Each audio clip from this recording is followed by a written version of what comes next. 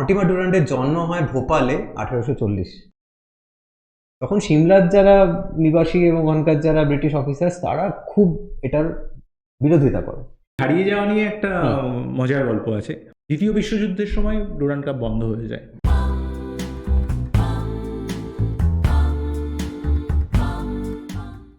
নমস্কার, গোল table football পডকাস্টের বৈঠকি আড্ডার ভারতীয় ফুটবলের ইতিহাসে পডকাস্ট সিরিজ আমরা করছি তার চতুর্থ এপিসোডে আপনাদের স্বাগত। আমি গৌরব। আমি দেবজয়। আমরা যে সময়রেখা ধরে এগোচ্ছি, প্রথমে আমরা দেখেছি ভারতীয় ফুটবলের জনক নগেন্দ্র প্রসাদ সর্বাধিকারী প্রথম ভারতীয় হিসেবে ফুটবলে কিক করলেন। তারপরে ভারতীয় ফুটবল কিভাবে ভারতীয় ফুটবলের প্রসার ঘটলো বিভিন্ন স্কুল কলেজের মাধ্যমে। এরপরে আমরা ডুরান্ড কাপ নিয়ে আলোচনা করলাম আগের এপিসোডে। এই সময় রেখা ধরে চললে আমরা দেখছি 1893 সালে প্রতিষ্ঠা হচ্ছে ইন্ডিয়ান ফুটবল অ্যাসোসিয়েশন, আইএফএ। এই আইএফএ তে কিন্তু নগেন্দ্র প্রসাদ সর্বাধিকারী, এই আইএফএ প্রতিষ্ঠার সাথে নগেন্দ্র প্রসাদ সর্বাধিকারী একটা গুরুত্বপূর্ণ ভূমিকা ছিল। কিন্তু গৌরব, আমি পড়তে গিয়ে যেটা দেখলাম যে আইএফএ প্রথম ভারতীয় মেম্বার কিন্তু অনেকটা পরে কালীচরণ মিত্রকে আমরা দেখতে পাচ্ছি। হ্যাঁ, এটার পিছনে একটা সামাজিক কারণ আছে। আবারও আমরা সামাজিক কারণগুলোতে ফিরে যেতে হচ্ছে আমাদের বারবার। এই সময় আমরা দেখছি ব্রিটিশরা যারা এসে এখানে সেটেল করছে তাদের মধ্যে পরিষ্কার একটা ডোমেস্টিক এবং আউটসাইডের একটা পার্থক্য আছে। তাদের ডোমেস্টিক বা ইন্টারনাল স্পেসে ভারতীয়দের কোনো জায়গা নেই, অথচ তাদের প্রাত্যহিক কাজের নানা রকম কাজের জন্য ইন্ডিয়ান লেবার, এবং এই লেবারের কনসেপ্টটা কিন্তু খুব সহজ না। এখানে শুধু যে লেবার বলতে যারা মিনিয়াল লেবার করছে তারাই শুধু নয়, মানে যারা হয়তো রাস্তায় ঝাড়ু দিচ্ছে, যারা হয়তো পরিষ্কার করছে, যেটাকে আমরা একদম স্লেভ লেবার ক্লাস বলি, সেটা নয়। তারা নিজের সামাজিক সমস্ত কিছুর জন্য, সে ডাক্তার বদ্যির থেকে শুরু করে সবকিছুর জন্য ইন্ডিয়ানদের উপর নির্ভর করছে। এটা কিন্তু রোমান সাম্রাজ্যের সাথে মিল আছে, মানে ইংলিশ এম্পায়ারের সাথে। আমরা যদি স্লেভ দেখি, রোমান সাম্রাজ্য পুরোটাই স্লেভের উপরে ভরসা করে। সেখানেও কিন্তু আমরা দেখছি ওখানে স্লেভ লাইব্রেরিয়ান দেখতে পাচ্ছি, ডক্টর দেখতে পাচ্ছি। ব্রিটিশরাও কিন্তু সেই ভাবেই দিয়েছে। তারা শিক্ষিত একটা সমাজ তৈরি করছে ভারতীয়দের মধ্যে, যারা শিক্ষিত কাজ, শিক্ষামূলক কাজগুলো বা শিক্ষিত হয়ে যে কাজগুলো করা যায়, যেগুলোকে স্কিলড লেবার বলা হয়, সেই কাজও করতে পারছে। আবার আনস্কিলড লেবার তো আছে। কিন্তু তাদের ডোমেস্টিক বা ইন্টারনাল স্পেসে, এবার ডোমেস্টিকের মধ্যে বিভিন্ন অর্গানাইজেশন, ইনস্টিটিউশন, তাদের পরিচালনার যে ক্ষমতা, মানে ক্ষমতার যে জায়গা, সেই ক্ষমতার জায়গায় ভারতীয়রা কিছুতেই ঢুকতে পারছে না। কারণ ভারতীয়দের এই নেটিভ একটা টার্ম দিয়ে তারা সবসময় বুঝছে ভারতীয়দের। সেই জায়গা থেকে দাঁড়িয়ে তুমি বললে শুরুতেই যে নগেন্দ্র প্রসাদ সর্বাধিকারী তিনি প্রথম বুঝেছিলেন, বা আমরা আগের দিনও কথা বলছিলাম যে ভারতীয় ফুটবলে একটা রেগুলেটরি বডির দরকার, যেটা এফএ অলরেডি 1863-তে তৈরি হয়েছে ইংল্যান্ডে, সেটা আদলেই কিন্তু এখানে আইএফএ তৈরি হলো। কিন্তু আইএফএ এর প্রয়োজনীয়তা প্রধানত বুঝিয়েছিল ভারতীয় ফুটবলের সাথে যারা একদম গ্রাসরুট লেভেলে জড়িত। তারা দেখছে যে একটা ভীষণ বৈষম্য তৈরি হচ্ছে, বিভিন্ন ক্লাব পরপর টুর্নামেন্ট গুলো জিতছে, অন্যান্য ক্লাব জিততে পারছে না। এখন ফিনান্সিয়াল ফেয়ার প্লে নিয়ে অনেক কথা হয়, সেটা তখনও একটা বিভেদ ছিল। সেই বিভেদটা মেটানোর জন্য এরাই প্রথম বলে যে একটা বডি দরকার। কিন্তু 1893-তে যখন আইএফএ তৈরি হচ্ছে, কয়েকজনের নাম আমরা পাচ্ছি: G A. Williams, W. Bushby, J L. Pitch, E. Jackson. এরা বিভিন্ন ক্যাপ্টেন, বিভিন্ন লেফটেন্যান্ট, তারা গভর্নিং বডির মেম্বার হচ্ছে, তারাই ওয়ার্কিং কমিটির মেম্বার হচ্ছে। এখানে ভারতীয় হিসাবে প্রথম যিনি প্যারিস অলিম্পিক্সে সিলভার জেতেন, নরম্যান প্রিচার্ড, তিনিও কিন্তু আইএফ এর প্রথম দিকের একজন ভাইস সেক্রেটারি ছিলেন। সুতরাং তাদেরকে ইনভলভ করা হচ্ছে। তারা আস্তে আস্তে ক্যালকাটা ফুটবল লিগ তৈরি করছে, আইএফএ শিল্ড তৈরি করছে, বিভিন্ন টুর্নামেন্ট। নগেন্দ্র প্রসাদ সর্বাধিকারী এতটাই ইনফ্লুয়েন্সিয়াল ছিলেন যে শেষ পর্যন্ত তাকে আর বাদ রাখা গেল না। 1900 সালে, 1900, একদম 20 শতকের দোরগোড়ায় দাঁড়িয়ে নগেন্দ্র প্রসাদ বাবুকে একটা সিট অফার করা হয়, একটা নেটিভ স্পট আইএফএ তে তৈরি করা হয়। কোটা, হ্যাঁ কোটা, কিন্তু কোটাতেই তৈরি করা হয়।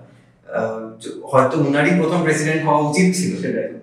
ওনাকে আনার কথা যখন বলা হয়, আমরা দেখতে পাই নগেন্দ্র প্রসাদ বাবু কিন্তু নিজে ওই স্পটটা নেন না। উনি কালীচরণ মিত্র, আমরা আগেই কথা বলেছিলাম যে ওনার বিভিন্ন ডিসাইপল ছিল যারা ফুটবলের অ্যাডমিনিস্ট্রেশনের সাথে যুক্ত ছিল, সেই মণিদাসও যুক্ত ছিল অ্যাডমিনিস্ট্রেশনের সাথে। তো কালীচরণ মিত্রকে উনি নমিনেট করেন এবং সেটা সবাই খুব অবাকও হয় যে উনি নিজে কেন নিচ্ছেন না। আমরা মনে হয় মানে অনেকগুলো উদাহরণ পেয়েছি যেখানে এটা প্রমাণ করা যায় সহজেই নগেন্দ্রবাবু পিছনে থেকে কাজ করতেই ভালোবাসতেন, হ্যাঁ। এই সামনে আসতে চাইতেন। একদম, উনি কিং মেকার হিসেবে কাজ করতে বেশি পছন্দ করেন। King maker in the sense সেটা খেলার মাঠে হোক বা খেলার মাঠের বাইরে হোক, এই গুণটা ওনার মধ্যে আমরা দেখতে পাচ্ছি। এবং কালীচরণ মিত্র প্রথম আইএফ এর ভারতীয় সদস্য হিসেবে 1900 সালে উনি নিযুক্ত হচ্ছেন। এই আইএফ এর একদম প্রথম দিকের ইতিহাস বলতে এটাই, আইএফ এর ইতিহাসের সাথে অবশ্যই বিভিন্ন টুর্নামেন্ট গুলো ইতিহাস জড়িত এবং সেগুলোই বেশি জরুরি ইতিহাস।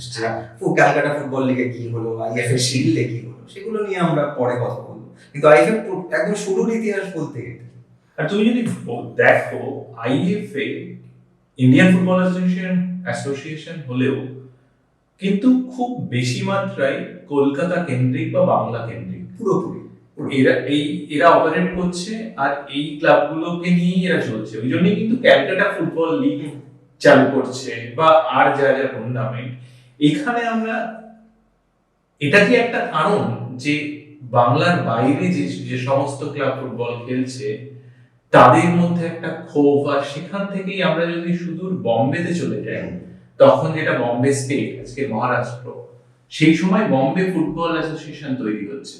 এবার বম্বে ফুটবল অ্যাসোসিয়েশনের কথা তুমি যখন তুললে, সেখানে আমাদের আরেকটা টুর্নামেন্টের কথা বলতে হবে। আমরা আইএফএ শিল্ড নিয়ে ডিটেলে বলিনি, কিন্তু ডুরান্ট কাপ নিয়ে ডিটেলে বলেছি। ভারতীয় ফুটবলের প্রথম 3টে ট্রফির মধ্যে একটা ট্রফি হচ্ছে রোভার্স কাপ। অ্যাকচুয়ালি দ্বিতীয় ট্রফি রোভার্স কাপ। 1891 সালে রোভার্স কাপ শুরু হয় এবং রোভার্স কাপ বম্বেতেই খেলা হতো।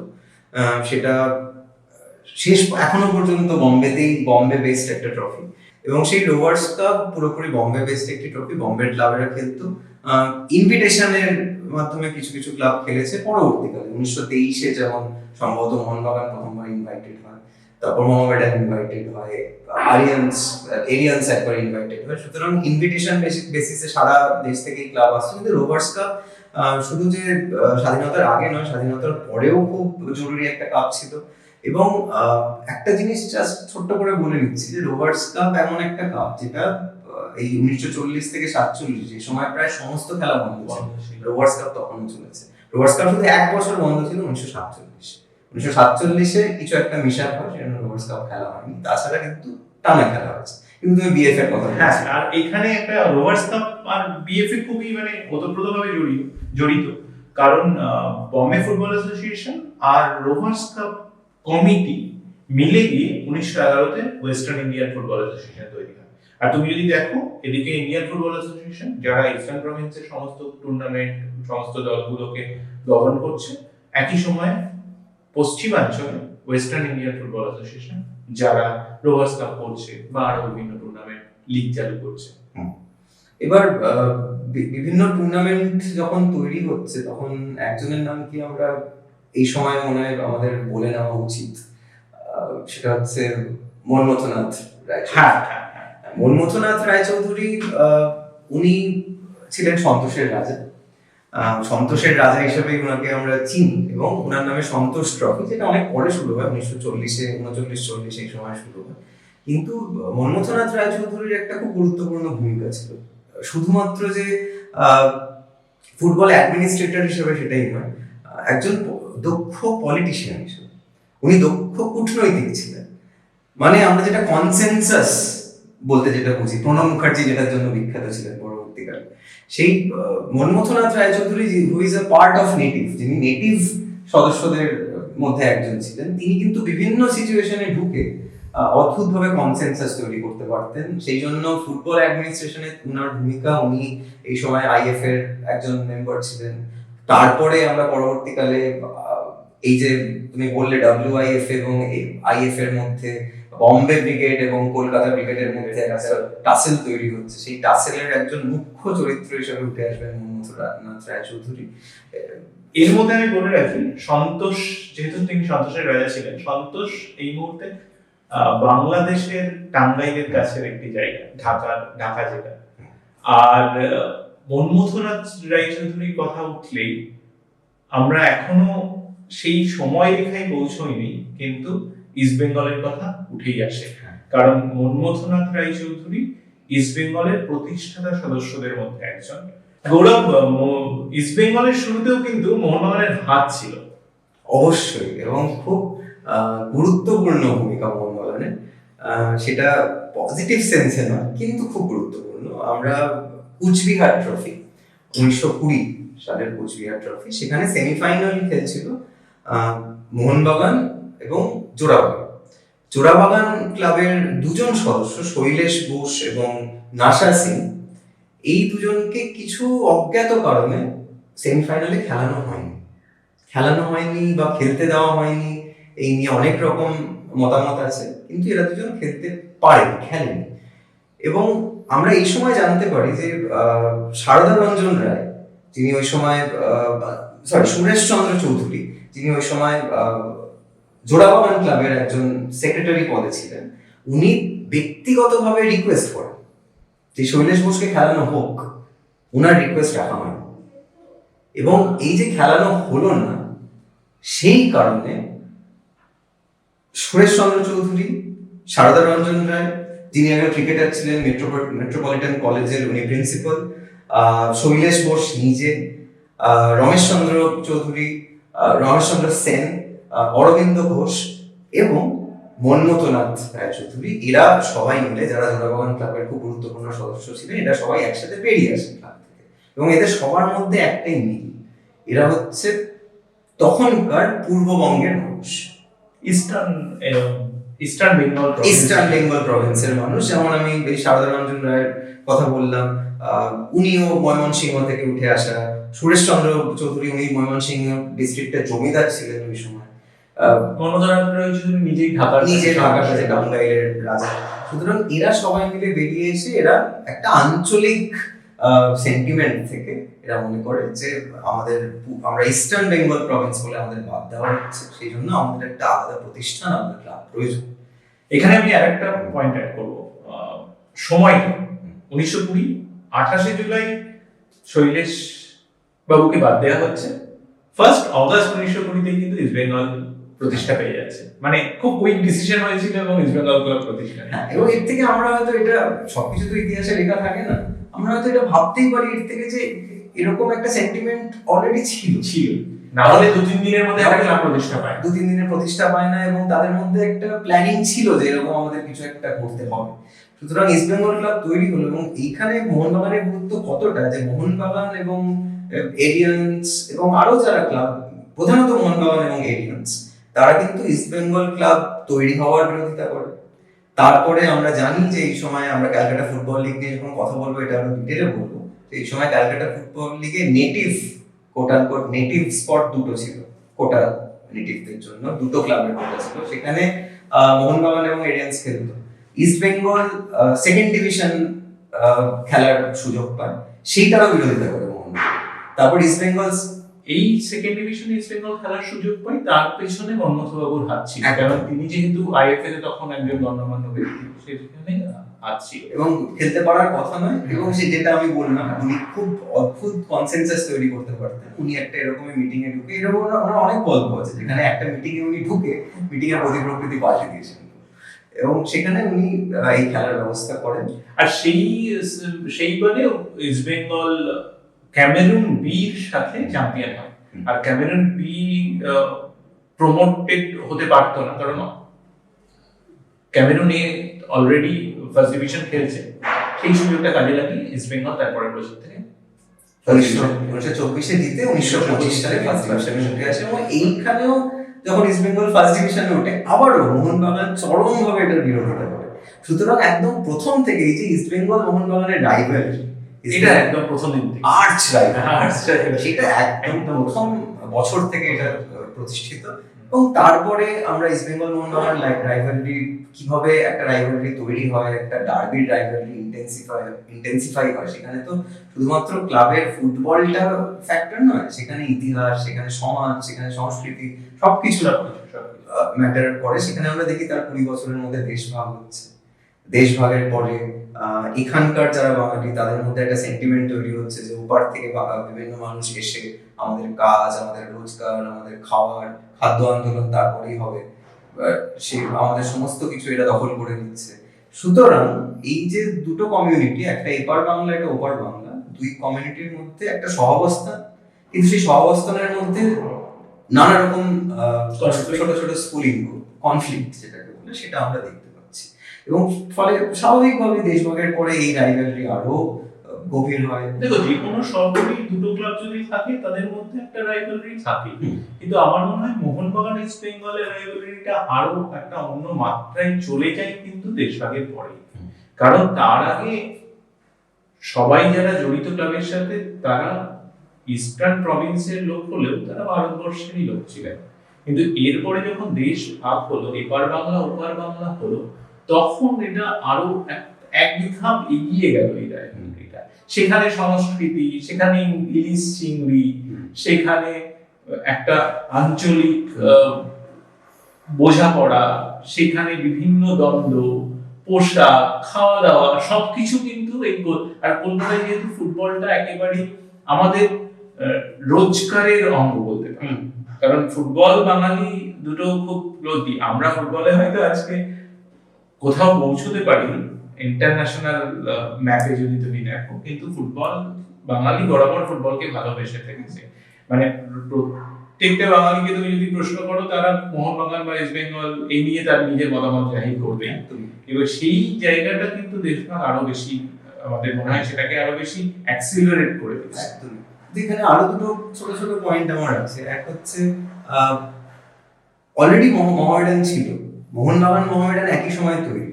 যদি খুব অবজেক্টিভলি ভাবতে হয়, আসল রাইভালরি কিন্তু মোহনবাগান মোহামেডানের হওয়ার কথা। হ্যাঁ, এর থেকে একটা জিনিস হয়তো আমরা বুঝতে পারি যে বাঙালির কাছে বা ভারতে প্রধানত ধর্মের বেসিসে যে রাইভালরি সেটা আসল নয়। আইডেন্টিটি, এখানকার মানুষের আইডেন্টিটি ধর্মের উপর নির্ভর করছে না।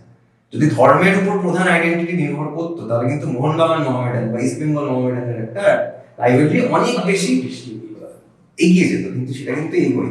আর দ্বিতীয় পয়েন্ট, ইস্ট বেঙ্গলের সাথে এই রাইভালরিটা আরো ঘনীভূত হওয়ার আরেকটা প্রধান কারণ, ইস্ট বেঙ্গল কিন্তু আসার সাথে সাথে দুর্দান্ত ফুটবল খেলতে শুরু।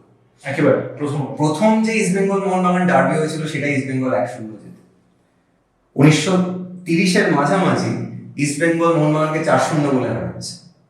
এই যেগুলো আমরা বলবো। আর 1920-তে যখন ইস্ট বেঙ্গল শুরু হলো, ইস্ট বেঙ্গলের পতন হলো, সেই বছরই ওরা একটা 7-a টুর্নামেন্ট জেতে প্রথম বছরে। এরপরে ফলে ইস্ট বেঙ্গল মানে বেশ জানান দিয়ে, কারণ যারা জড়িত হয়েছিলেন তারা অলরেডি প্রতিষ্ঠিত, এবং যে প্লেয়ারগুলো ইস্ট বেঙ্গলে খেলতে শুরু করেছেন তারা অলরেডি বড় ফুটবলার ছিলেন। ফলে ইস্ট বেঙ্গল প্রথম দিন থেকেই একটা বড় ক্লাব হিসেবেই কিন্তু নিজেদেরকে আত্মপ্রকাশ। এবং সেখানে আরেকটাও গুরুত্বপূর্ণ হয়, ইস্ট বেঙ্গল কিন্তু মোহনবাগানের স্ট্র্যাটেজি নেয়, ইস্ট বেঙ্গল মোহামেডানের স্ট্র্যাটেজি। মোহামেডান যেমন সারা দেশ থেকে প্রধানত মুসলিম যুবকদের রিক্রুট করত, বিদেশ থেকেও পরে আনা শুরু করে। ইস্ট বেঙ্গল সেই স্ট্র্যাটেজি নেই। ইস্ট বেঙ্গল যদিও আঞ্চলিক দল, আঞ্চলিকতা বাদের একটা প্রোডাক্ট হিসেবে উঠে আসে, কিন্তু ইস্ট বেঙ্গল বলে না, আমরা সারা দেশ থেকে ফুটবলার নিয়ে আসবো। মোহনবাগান সেখানে কিন্তু প্রধানত এটা প্রথম থেকেই যে বাঙালি ফুটবলারদের রিক্রুট করেছে, তারা অন পেপার তাদেরকে এমপ্লয়মেন্ট দিয়েছে, তারা তাদের প্লেয়ারকে স্যালারি দিয়েছে। এই নিয়ে আমরা সেইভাবে ডিটেইলে কথা বলিনি, আমরা মনে হয় পরবর্তী এপিসোডগুলোতে বলবো। আর তুমি যে রাইভালরির কথা বলেছিলে, যেমন ধরো 1911-তে, পরের এপিসোডে আমরা যখন আইএফএ শিল্ড আর ক্যালকাটা ফুটবল লিগ বলবো, সেখানে মোহনবাগান, ইস্ট বেঙ্গল আর মোহামেডান অনেক বেশি করে উঠে আসবে। 1911 তো আসবেই, কারণ ওটা ছাড়া তো ভারতীয় ফুটবল সবাই চায় না। 1911-তে তখন কিন্তু শোভাবাজার আর মোহনবাগান হচ্ছে চরম প্রতিদ্বন্দ্বী। সেখানে আমরা দেখবো প্রচুর শোভাবাজার এফসির সাপোর্টার যারা ওই দিন মোহনবাগানকে সাপোর্ট করেছে। খুব বিতর্কিত একটা কমেন্ট, এটা মনে হয় এশিয়ান কাপের ফাইনালে কিছু কিছু মোহনবাগান সমর্থক করেছিলেন যখন ইস্ট বেঙ্গল এশিয়ান কাপের ফাইনাল খেলছে এবং জিতছে। এইটা 1911-তেও কিন্তু। এবং আমাদেরও দেখতে হবে এরপরে যদি এখন FC Asian cup champions league বা এফসির যে ক্লাব বেস টুর্নামেন্ট গুলো, সেখানেও যদি মোহনবাগান বা ইস্ট বেঙ্গলের কেউ ফাইনালে, সেমিফাইনালে যায়, এখনো সেটা হয় কিনা সেটা দেখার ব্যাপার। কিন্তু আমার মনে হয় ইস্ট বেঙ্গল ক্লাবের ইতিহাস, আমরা যেহেতু মোহনবাগান মোহামেডান ইতিমধ্যেই আমরা বলেছি, ইস্ট বেঙ্গল ক্লাবের গোড়াপত্তন নিয়েও আমরা আজ কথা বললাম। মোটামুটি আমাদের যে ব্যাকগ্রাউন্ড সেটা তৈরি হয়ে যাচ্ছে, কারণ এরপরে যখন 1920-র দশকে আমরা আইএফএ শিল্ড মোহনবাগানের জয় এটা বলার পরে, তখন 1920 বা 24-এর পর থেকে শুরু করবো, তখন এই তিনটে ক্লাব ছাড়া কোনো আলোচনাই আর সম্ভব নয়। সুতরাং এই তিনটে ক্লাবের আমরা গোড়াপত্তন জেনে গেলাম। আপনারা অনেকেই জানতেন, যারা জানতেন না তারা আশা করা যায় কিছু নতুন গল্প জানতে পারবেন। আমরা আবার পরের দিন ফিরে আসবো ক্যালকাটা ফুটবল লিগ এবং আইএফএ শিল্ড নিয়ে। ততক্ষণ পর্যন্ত আপনারা আমাদের সাথে থাকুন, আপনারা আমাদের চ্যানেল ফলো করুন, পডকাস্টগুলো কেমন লাগছে আমাদের জানাতে থাকুন। অন্য যা যা কন্টেন্ট আসছে সেগুলো লাইক, শেয়ার, কমেন্ট, সাবস্ক্রাইব সবকিছু করুন।